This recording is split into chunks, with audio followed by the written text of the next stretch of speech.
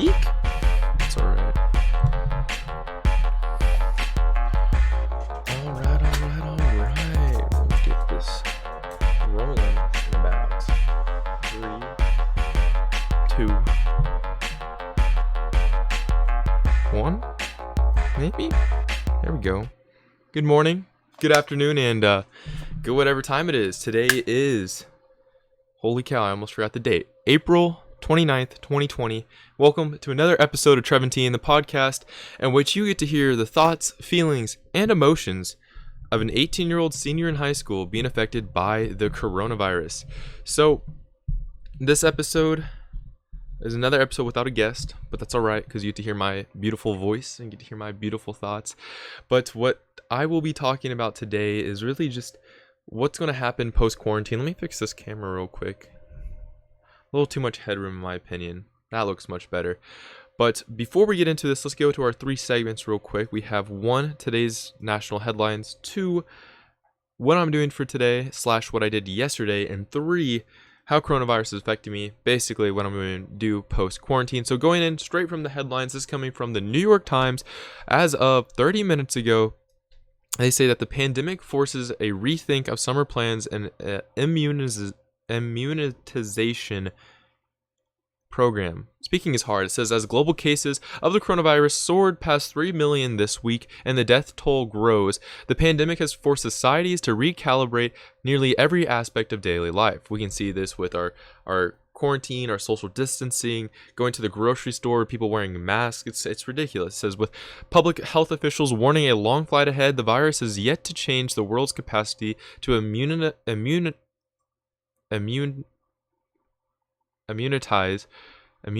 what I can. I'm going to skip that word because apparently reading's hard for me today. It says other diseases and refined summer vacations for much of the world. Much of Europe is preparing for a summer of squashed and severely limited travel, with Germany announcing an extension of its worldwide travel warning until mid-June. That's going to be interesting. I was supposed to go to Germany this summer. Definitely a point I'll talk about in the third episode, so sit tight, or third segment, so sit tight on that. Next headline we have is that faith in the central government fractures over France's coronavirus response. It says France's vaunted healthcare system has starved off the disaster. It says France has suffered the world's 4th biggest death toll, now at 23,293 official deaths, behind the United States, Spain, and Italy. It says a consequence, critics say, of the central government's failure to anticipate the onslaught of the contagion. This is the failure of the critical shortage of masks, testing kits, and several other measures also resulted in the gaps of state policies, led to the virus's rapid spread in early periods of the coronavirus, prompting France to impose one of the world's strictest nationwide lockdowns in its 7th week. It says Prime Minister announced a tentative plan on Monday to gradually reopen the country starting on May 11th. Schools, businesses would start reopening, and the restaurants, though not restaurants and cafes. He urged companies to keep their employees working at home, and he has promised to make mask and testing kits more available and sufficiently available. But there is no clear evidence that those steps will halt the polls, with the declining evidence that the government has lots of trust in handling this epidemic. Definitely something very interesting, something that we can see echoed here in the United States. A lot of people didn't believe that Trump has done enough when it comes to trying to slow the spread of the coronavirus, especially during the very early stages. It's an interesting thing to see how much people have changed their opinions on this topic, because it's like, at first the left was like, oh, Trump's being racist for closing down all travel to China and stuff, and all the Chinese travel and immigration. But then now, 2 months later, they're like, oh, he didn't do enough at the beginning. Which way are you going to lean? It's a very interesting topic to get into. Something which I have some strong opinions about, but I won't go into that. Next headline we have is Gilead says a study of the coronavirus patients treated with the drug remdesivir has yielded positive data. It says Gilead Sciences announced on Wednesday that the company is aware of a positive data from a study its drug remdesivir, a potential treatment for the coronavirus. Neither Gilead nor officials in the U.S. National Institute of Allergy and Infectious Diseases, which sponsored the research, provided further details, but a spokeswoman at the agency confirmed plans to make an announcement later on Wednesday. That's today. Says the Food and Drug Administration acknowledged this on Wednesday, and officials were discussing the approval of remdesivir for treatment of COVID-19 patients, presumably under emergency use provisions. Trading into the company's stock was halted before the market opened. It said the study included 400 patients who were hospitalized with COVID-19 and the illness caused by the coronavirus and randomly assigned to take remdesivir and a placebo. Outcomes were soared on the scale ranging from the recovery of death. Remdesivir has never been approved for the treatment of any disease. It was developed to fight Ebola, but from results from the clinical trial in Africa were very disappointing. What we can see now is they're going to try and work it with the COVID-19. Sea-Dog Videos wants a quick shout out. What's up, Sea-Dog? We're going through the headlines for today, and then we'll go back through on what's some plans for post-quarantine. Maybe a little movie if we get working on that. Anyways, next headline we have is across Europe, a struggle to save vacation season. It says the Germany government, for example, has extended its worldwide travel warning until June 14th, forcing residents itching to travel abroad over the upcoming holiday at the end of May to remain home. The move has come when many countries in Europe are struggling to tentatively reopen their economies while preventing the coronavirus from spreading. Restrictions putting into place this year are being extended across the continent, even amid concerns of the fate of summer vacation season, especially in countries whose economies depended heavily on income from tourists like Greece. Austria, a popular destination in Germany, vacationers said on Monday that they would allow restaurants and bars to reopen under certain restrictions starting mid-May and hotels at the end of the month. The Croatian authorities have suggested that they would allow summer tourists from countries with a lower number of coronavirus infections than in Croatia who can prove that they are healthy upon entry. I find that super interesting. This summer I was supposed to go to Germany, Austria, and Switzerland. Obviously that got canceled. I'm very disappointed in that because I was actually really hyped to go there. Especially in like Germany. That would have just been super cool. And a place I've really always wanted to be, but I've never been to. I think seeing all the landmarks and seeing all the the Autobahn and stuff would be really, really cool. Switzerland, I went last summer and that was really cool. Check out that vlog. I made a 2-hour movie if you want to watch it, but if you don't have the time, I also have 7 or 9 different 20-minute vlogs in each country we went to. But we also went to Croatia in Croatia, our tour guide was really prominent about saying that Croatia's economy really thrives off of tourism, and you could really tell that a lot of people went there. And where we went, it was Dubrovnik, which was the place where they shot a lot of, I think it was King's Landing in Game of Thrones, so that was the whole set and stuff, and people went there to go check that out, and it's really, really cool. Something they sold a lot there. But that's interesting to see that Croatia is going to try and reopen, especially in a manner like that. Next headline we have is really looking out for Joe Exotic. So watch out, man. It says lockdown halts illegal wildlife trade for now. So basically what was happening is there was a widespread of this illegal animal trade, but it's being halted by this because so much of restrictions and border patrols happening because obviously we're trying to cut down the spread of the coronavirus. Next headline we have is vaccines for the other preventable diseases are disrupted by the pandemic. It says the coronavirus pandemic is disrupted immunization efforts across the world and an increased deaths of other preventable diseases in Africa. It says public health officials say the shining light on how the virus is setting the stage for another looming health crisis. The World Health Organization now estimates that 41 countries in the sub-Saharan Africa will miss out on the malaria vaccines this year, potentially doubling the number of malaria deaths in the region. Vaccines for up to 12 million children in Africa curb the spread of polio have also been put on hold, pushing higher to the numbers of the country on the continent reporting new outbreaks of the disease.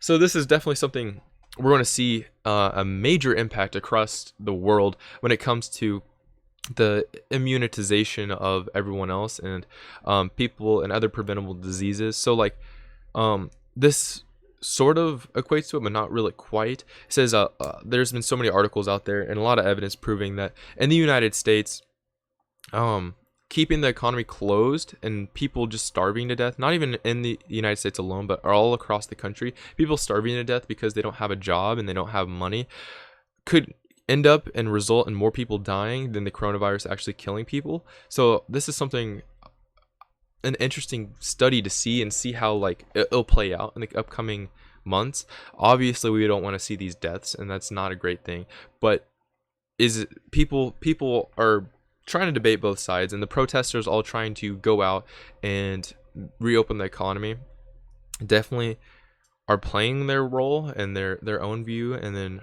they are also putting themselves at risk and other people at risk. But it's something intriguing to see how this will play out. In this case with Africa, what we're seeing is that everyone's working on the coronavirus, no one's working on the immunization of those people there. So what's going to happen? Well, I guess they could have a double in deaths occur that happen. Next headline we have is that Sweden did not enforce a lockdown, trusting people to voluntarily follow its protocols. It says, when the government of Sweden defied conventional wisdom and refused to order a wholesale lockdown to flatten the curve of the coronavirus epidemic, public health officials pointed out that the trust of the central justification said Swedes said that they could be trusted to follow social distancing protocols and wash their hands to slow the spread of the virus without any mandatory orders. It says, and a large extent, Sweden seemed to be having a huge success in controlling the virus, as most other nations. It says the country's death rate is 22 people per 10 or 100,000 people, which is the same as Ireland, which has been accoladed for handling the pandemic. So definitely a very interesting approach here from Sweden, and their just ability to stray off the normal marks and then do something that apparently worked. Would that have worked in the United States? Who knows?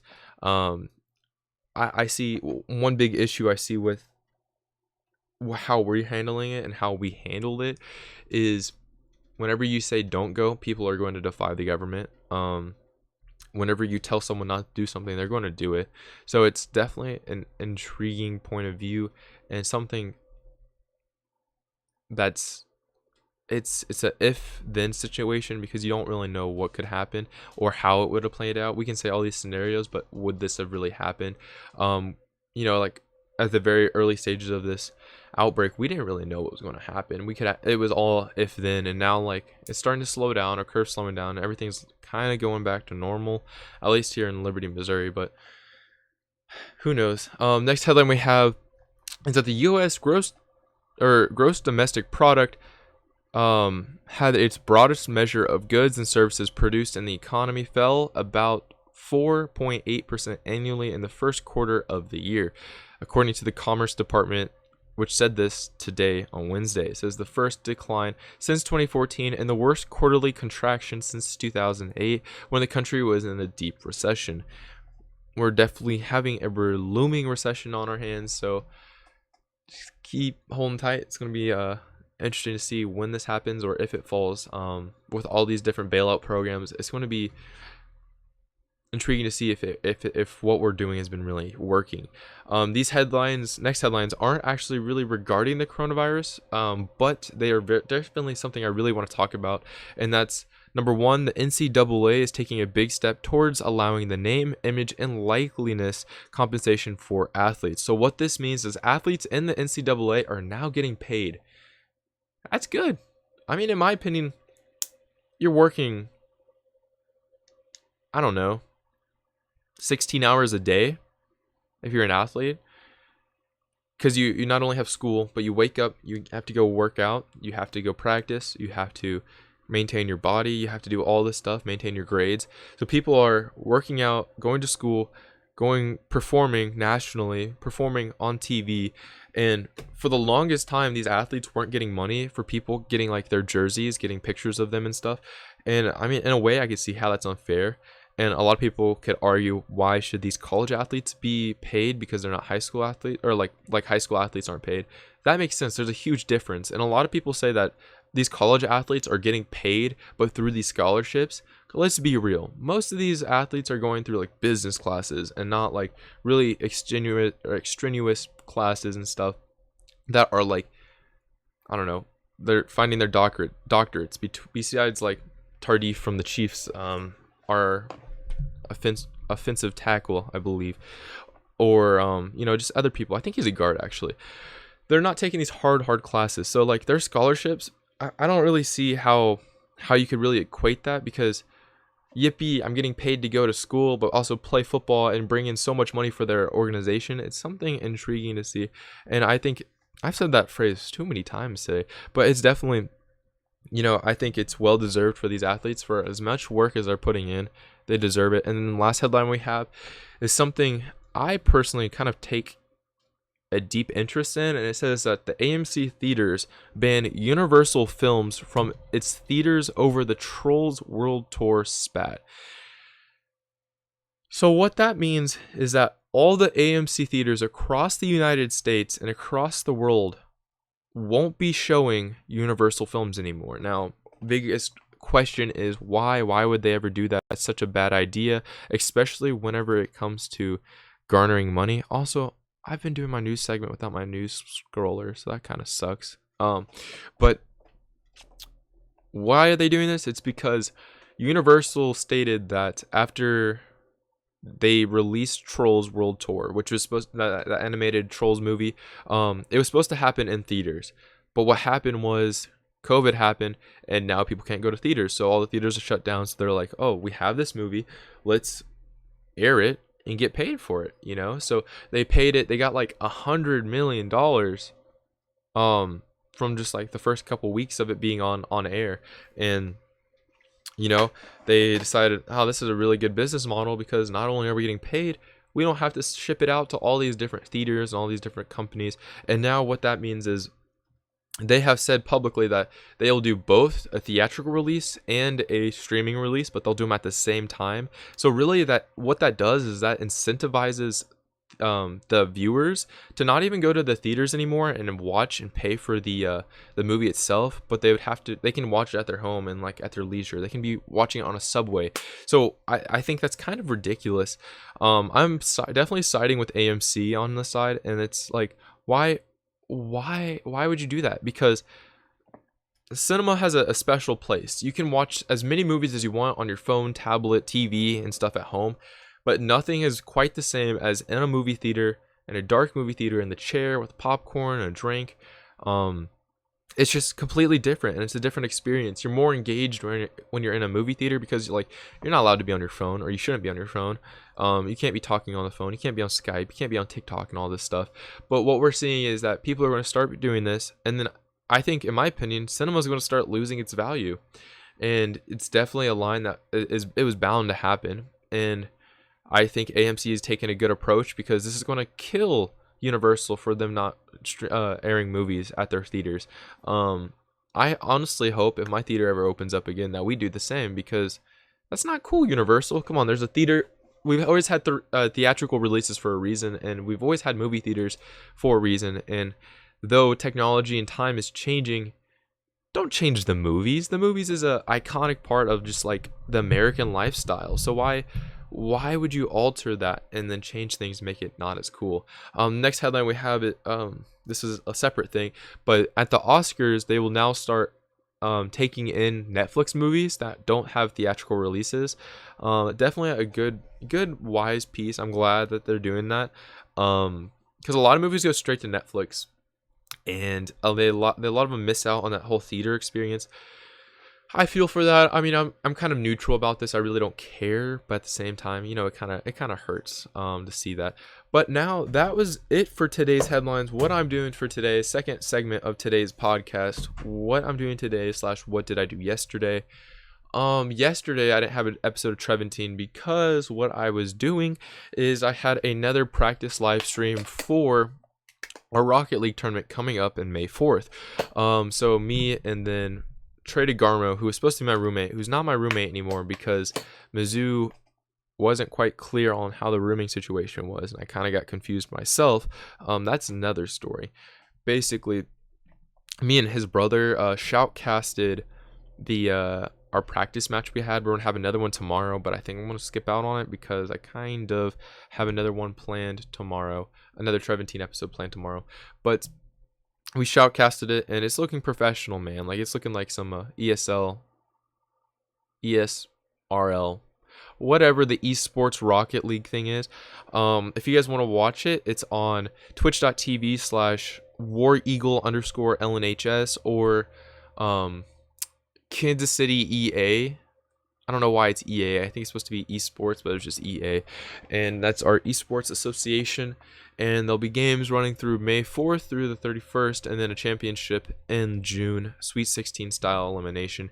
So that was just a blast. I announced that, and it was like 2 hours of just me screaming into a microphone. So I really wasn't feeling an episode of Trevantine, which I'm kind of glad I took a quick detox, even though I just took that long weekend off. Talking can really strain your voice, like not your voice, but it can just really wear you down. And I'm glad I took a nice little break. So that's where I was yesterday. I did that. I did my whole shoutcasting thing. Now what else did I do last night? Oh, I started a new book. I started When to Rob a Bank. This is a book my uncle gave me during Christmas. So I'm trying to go through all the books he's given me. This is a great book from Stephen D. Levitt and Stephen Dubner. They've written two of my other favorite books, Freakonomics and Super Freakonomics. I just find it super fascinating on how they connect the wildest ideas to the economy. And I think this book, so far what it's just been like excerpts from their blog they had. When did this book come out? Like, who has a blog anymore? It came out, I want to say, not too long ago, maybe like in 2014. Here's another pet peeve of mine. Why are books doing this with their pages now? It's like not cut straight, and it's like weird and crunchy. I guess that's the best way to describe it. Sorry guys, I'm honestly looking for it. I can't open this page because these pages are whack now. My copy of the book 1984 had this too, and I thought that was more of just a artistic, stylistic piece because, you know, it's all about 1984. Yes, this book was made in 2015. But yeah, I've seen a lot of books have that weird serrated edge on the side of it. But yeah, I started that book. I'm going to start doing 10 pages a day, which doesn't sound like a lot, but I think my biggest problem is I've been wearing myself out when I try to start reading and getting into a good habit. And then I'll just read a lot, and then I just don't want to read the next day. So maybe 10 pages, small bursts at a time is probably the best thing for me. But yeah, I started a new book, played a lot of Valorant. This morning I woke up, went on a 6-mile jog, did my back workout today, had a breakfast burrito. Now we're doing this podcast, and yeah, future plans for today, I think I'm going to go to the store, get some groceries. My friends and I are going to do our Liberty North circle in the parking lot, sit in our back of our cars / truck beds thing. Kind of quirky, kind of weird, but yeah, it's just a great way to communicate with our friends because we haven't seen them in so long now. But yeah, so now we can talk about the main part of the podcast. 23 minutes into the podcast, we talk about the title of the podcast, but that is post quarantine and just what's going to happen. So at least here in Liberty, Missouri, quarantine is ending, or at least the stay at home shelter in place is ending May 3rd or May 4th. And that sounds great. Sounds like a fantastic idea. Just in my opinion, I feel like, and this is just from what I think there's just going to be a huge surge, another surge of the coronavirus, another just like massive amount of people getting sick. Now, where does this come from? We can see this happening in China, where they opened up their borders and stuff, and then it started spiking up again. Is it really spiking up, or is China just giving the correct numbers now? I don't know. I don't really trust China when it comes to their statistics on the coronavirus. Definitely something that many people have pointed out to be incorrect, but I don't want to get banned from YouTube, so I won't get too far into that. But yeah, all I can really see is that they're going to start opening stuff again. People are going to start going back out, and then it's just going to be another madhouse where people get sick again, and then we're back to normal. I think in other places, other states, that they're seeing this happen a little bit, and it's offering a moral question on, should have we have just waited another 2 more weeks and waited for it to die down even more, or is it better for us to reopen the economy? Like I was saying earlier, whoa, my bad. Like I was saying earlier, definitely intriguing point of view, because what we have to worry about also is people starving because they don't have jobs and they don't have work, or the economy's not really doing anything right now. So that's another thing we have to worry about, and it's just, it's a confusing, altering point of time, and it's kind of a waiting game in our opinion. But in my opinion also, I don't think that life will return to normal for a long time, and it might not ever return to normal in the next year or 2 years, because we'll probably still have to keep wearing masks, keep enforcing social distancing, and then keeping away from other people. And it's a big pondering question, is of what's going to happen and how are things going to play out in the future. Something I really don't want to happen is just we don't have the normal life that we had anymore, and I want to go back to normal. Hopefully COVID-19 starts to become just like a flu, because I mean the flu still kills thousands of people, hundreds of thousands of people worldwide, but hopefully once we get a vaccine, everything starts dying down a little bit, like, and return back to what we knew life to be like 6 months ago, So definitely something I'm looking forward to, and just that shining light at the end of the tunnel. Also, what I'm hoping, I had a great, brilliant idea, but apparently it wasn't that brilliant. Yeah, it's just a waiting game. I know my Mizzou summer activity, get to know your school / introduction day thing got canceled. We all got refunded money, so that's a fantastic thing. I'm glad Mizzou's doing that. I'm also getting letters from their J school, so I feel like an actual like journalism student now, and I'm just so giddy about it. And yeah, so now we just really go back through my list of how Corona is affecting me, and what's going to happen post quarantine. So hopefully theaters start opening up again.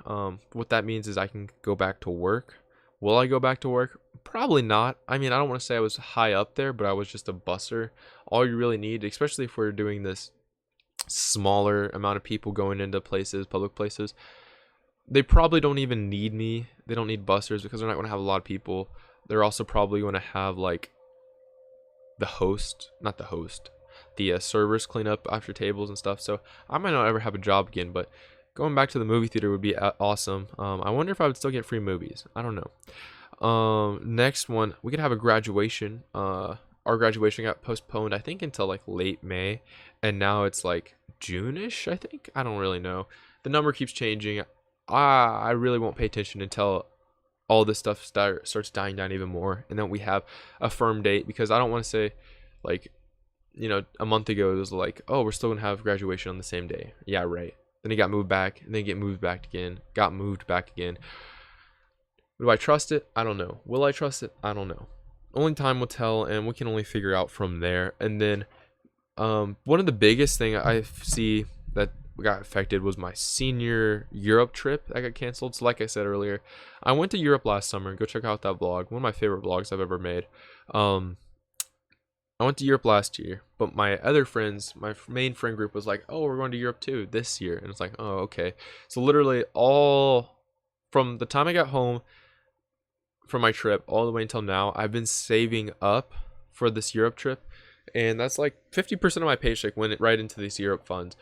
And I was just chilling. I'm still just chilling, and we got an email like a week ago that our trip got canceled, and we had like 3 options to do something. We had one, get a refund but miss out on $500. My mic stand's falling off.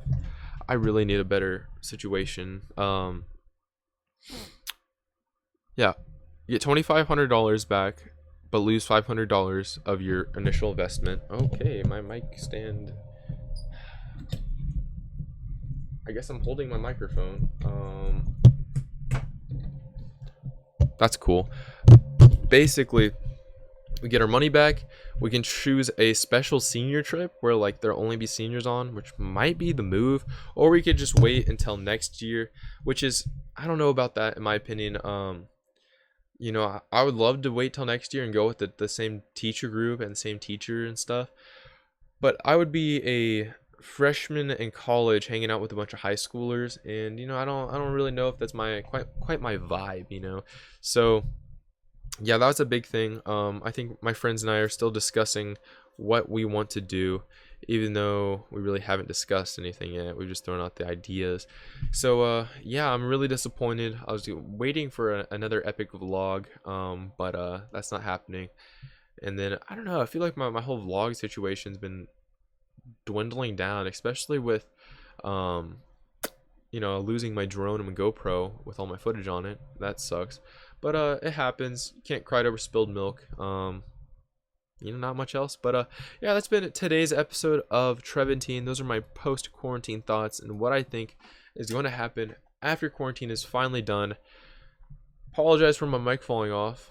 I don't know why. It's not really situated really well on my desk, but it gets the job done. But that's been today's episode of Trevantine. I hope you guys enjoyed. Until next time, I'll catch you on the north side.